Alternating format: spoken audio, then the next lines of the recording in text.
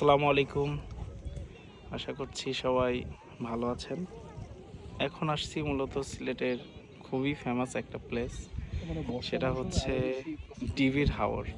আর এখানে সবথেকে বড় বৈশিষ্ট্য হচ্ছে সারি সারি ফুটে থাকা শাপলা ফুল।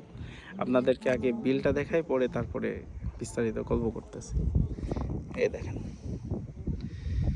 শাপলা ফুল এই জায়গাটাতে নাই, আপনারা এই জায়গাটা দেখেন, এই দেখেন এই জায়গাটা পুরোটা ধরে শাপলা ফুল দেখেন।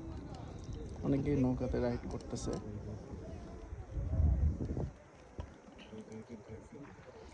অনেক সুন্দর, অনেক।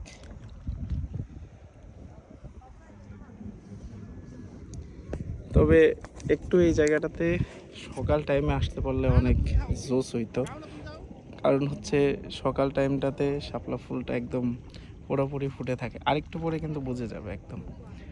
তো আপনারা একটু দেখেন, ওই দেখেন সবাই ওই দিকটাতে ছবি টবি তুলতেছে। ওই ওই যে ওই পাহাড়গুলো সবই ইন্ডিয়ার ভেতরে। সবাই ছবি টবি তুলছে, এনজয় করছে।